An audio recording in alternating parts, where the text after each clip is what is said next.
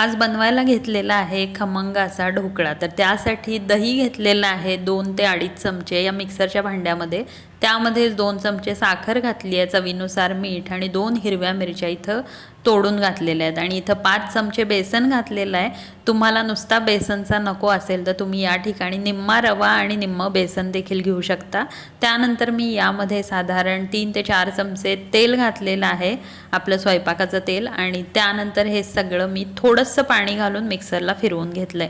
त्यानंतर यामध्ये घातलाय बेकिंग सोडा आणि बेकिंग पावडर अगदी अर्धा चमचा। हे नसेल तर तुम्ही इनोचं 1 सॅचेट घातलं, प्लेन इनोचं तरी चालेल।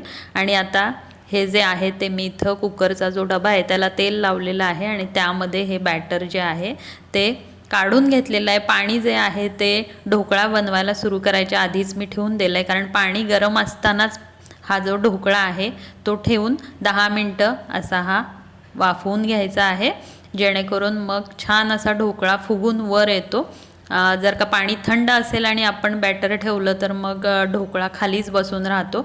आणि आता फोडणी तयार केलेली आहे, मोहरी, तीळ, मिरची, कढीपत्ता, हिंग घातलेलं आहे। हे सगळं छान तडतडलं की त्यामध्ये थोडंसं पाणी घातलेलं आहे, साखर घातलेली आहे 1 चमचा, कोथिंबीर घातली आहे आणि आता हे जे सिरप आहे ते आपण या ढोकळ्यावरती ओतून घ्यायचं आहे। तर ढोकळा जो आहे तो अगदी स्पॉन्जी झालेला आहे, तुम्ही बघू शकता, अगदी झटपट। आणि आता याला आपण कट करून घेऊ। आता ही फोडणी याच्यावरती पसरून घेऊया। या आपण फोडणीमध्ये साखर आणि पाणी घातलंय ते का तर या ढोकळ्यावरती ते पसरून घ्यायचं, ढोकळा छान मऊसूत होतो, तो खाताना घशाला चिटकत नाही। तर जरूर करून बघा, तुम्हाला देखील नक्की आवडेल आणि जरूर एक लाईक करा।